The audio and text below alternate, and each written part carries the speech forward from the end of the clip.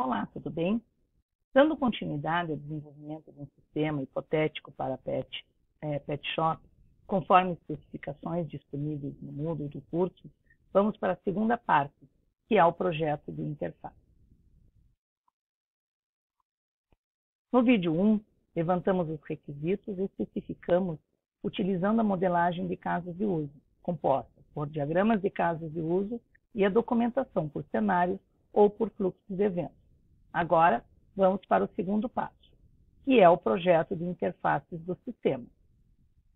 Ou seja, as telas de entrada e saída do sistema, primeiramente como protótipo, e depois de avaliar as interfaces por meio de testes específicos, como versão definitiva do projeto de interface, já com todas as interações previstas nos casos de uso. Vamos ao nosso exemplo do Pet Shop. Bem, então, uma vez já iniciado o levantamento de requisitos do sistema, com a utilização de modelos de caso de uso, ou seja, feito o diagrama de casos de uso, iniciada a documentação usando cenários ou fluxo de eventos, é hora de iniciar o projeto de interface. O projeto de interfaces deve ser realizado com as telas tanto de entrada quanto as de saída, ou seja, cadastros, quando a gente fala de entradas, a página principal, cadastros, menus e assim por diante. O que nós nos referimos como interfaces de saída ou telas de saída são as consultas, os relatórios, porque a partir de uma consulta você pode querer demonstrar uma informação da qual você não estavam previstos no cadastro. Então, por exemplo, eu quero que mostre o bairro em que uma determinada pessoa mora. Se você não pedir no cadastro do proprietário aqui, do tutor, de qual bairro, em qual bairro ele reside, você não vai poder depois fazer uma consulta por bairro. Então, tanto as telas, as interfaces de entrada, de cadastros, quanto as de saída, como consultas, são importantes já serem definidas nessa fase. De quais casos de uso? De todos os casos de uso, de todos os cadastros, de todas as consultas, de todo o sistema. Então, um exemplo, como nós estávamos vendo anteriormente, a partir do momento em que se definiram quais são as funcionalidades com os atores, os respectivos atores e funcionalidades, em que você já tem uma ideia de quais são os principais cenários, tanto em nível de cenário principal, claro, como aqueles que vão ser alternativos ou secundários, sejam eles cenários ou fluxos de eventos. Eu me refiro aos dois. Então, você pode escolher tanto um quanto o outro. E aí nós começamos a definir as interfaces. Então, essas interfaces, elas podem ser feitas após o desenvolvimento do principal, faz todo o cenário principal e daí começa a desenhar as interfaces, ou vocês vão fazendo junto. Então, vamos pegar aqui no nosso exemplo. Então, no cadastro de raças principal, nós temos uma ideia de que primeiro eu vou ter uma lista de raças cadastradas. Então, nas interfaces, a partir do momento em que alguém quer cadastrar uma raça, ele abre essa tela. Eu tenho uma lista de raças com o porte, então vai dizer, por exemplo, pastor alemão, porte grande, sei lá, chihuahua, porte pequeno, siamês, um porte pequeno. Vou pegar, sei lá, calopsita, porte pequeno de uma ave. Eu posso, dentro de um padrão de aves, dizer que é um padrão médio e assim por diante. Então, eu tenho uma lista de todas as raças e aí, se eu clicar em novo, como ele está aqui, ele me abre uma interface, uma tela de cadastro de raças em que eu vou ter o nome, o porte, as características, posso colocar o tipo, se é o tipo cão, gato, passarinho, peixes e assim por diante, e ainda uma foto da raça conforme está estabelecido dentro de um guia. Então, se eu tenho uma raça sem raça definida, o padrão do tipo cachorro vai ser aqui provavelmente a foto do padrão que é o caramelo, por exemplo, né? Eu pego um pastor alemão, um tipo cachorro, porte grande, pegar uma foto de um pastor alemão só para identificar o tipo de raça. Não é o cadastro de pets aqui, somente das raças. Uma vez confirmado, ele atualiza essa lista. Então, veja, o funcionário abre a tela de raças principal, é essa tela aqui, né? O sistema mostra a lista de raças cadastradas. O funcionário clica em novo, então ele olhou aqui, não encontrou, clica em novo. O sistema vai abrir esse cadastro de raças. O funcionário digita os dados e confirma. O sistema grava as informações e atualiza a lista de raças na tela de cadastro principal. E aí o sistema fecha essa tela de cadastro, voltando para essa daqui, ficando somente nessa.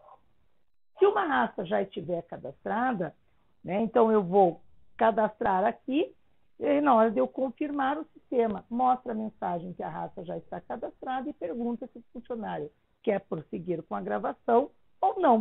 Então, ele vai, se ele disser que sim, ele grava essas informações, atualiza na tela, o sistema fecha a tela de cadastro. Se ele disser que não, né, ele fecha essa tela, nem precisa atualizar, que é o equivalente a ele cancelar esse cadastro. Se o nome de uma raça não estiver preenchido, então ele preencheu, mas deixou esse campo em branco.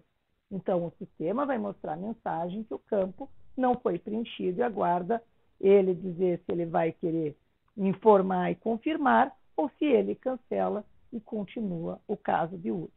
Então, aqui eu só coloquei duas das interfaces, mas pode, não obrigatoriamente, mas você pode, inclusive, deixar as mensagens, porque para o programador, aquele que vai desenvolver o sistema, ele já tem uma ideia, um protótipo dessas telas e como vocês estão imaginando. É mais fácil depois poder desenvolver o sistema ou mesmo fazer a prototipação para os testes, né?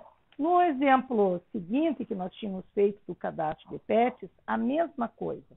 Então, vejam, o funcionário, no caso de uso principal, ele informa o telefone do proprietário, o sistema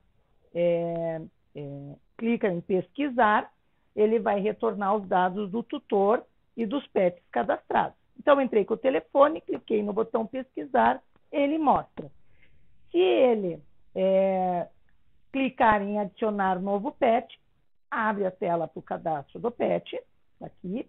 Ele vai preencher os dados do cadastro, então ele vai colocar o nome do cachorro, Totó, tipo, clica aqui e vai aparecer se é cachorro, gato, passarinho, peixe, assim por diante.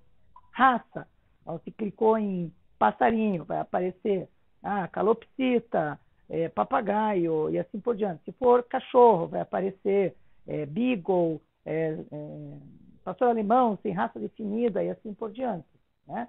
E clica no botão confirmar. O sistema vai gravar os dados do pet e vai atualizar a lista. Então, se eu tenho aqui um telefone e apareceu aqui o José da Silva, vai aparecer os animais de estimação do José da Silva e eu posso ir cadastrando novos à medida que eu for clicando aqui, né? E aí ele vai atualizando essa lista. Como secundário, na hora em que eu entrei com o telefone e cliquei no botão confirmar, eu não localizei esse tutor, ou seja, ele vai me abrir uma tela dizendo não localizou o tutor. Sim ou não? Você quer cadastrar? Sim ou não? E aí, se você responder que sim, ele vai executar o caso de uso 3, que é do cadastro de tutor. Ou seja, tem lá um cenário em que você vai ter a tela de cadastro de tutor. Então, entra com o número do telefone, entra com o nome, o e-mail, o endereço completo, a cidade, estado, confirma ou cancela. Em se confirmando o cadastro, volta com as informações e aí eu vou cadastrando os novos pets à medida que eles surgem. Então, o importante é que a gente possa fazer esse desenho de todas as interfaces dentro já dessa primeira parte, fechando essa primeira parte de um levantamento para um projeto de sistemas, em que você vai ter, então, o diagrama de casos de uso com a documentação, ou seja, o modelo de casos de uso, E a partir desse modelo de casos de uso, eu já consigo fazer, né, a partir desse modelo de casos de uso, ou em conjunto com ele, eu consigo, então, identificar as minhas interfaces. E, claro, uma vez que você já tem todas as interfaces desenvolvidas, todas as interfaces já desenhadas, ou pelo menos já projetadas, né, já é possível fazer um diagrama de telas. A gente chama de diagrama, mas na verdade é um esquema com todas as telas fazendo o fluxo de quem chama quem. Então, dessa tela principal, em que eu tenho cadastrar produtos, cadastrar serviços, cadastrar raças, a partir dessa eu posso cadastrar uma raça, do novo eu vou clicar para cá e assim você faz um conjunto de interfaces.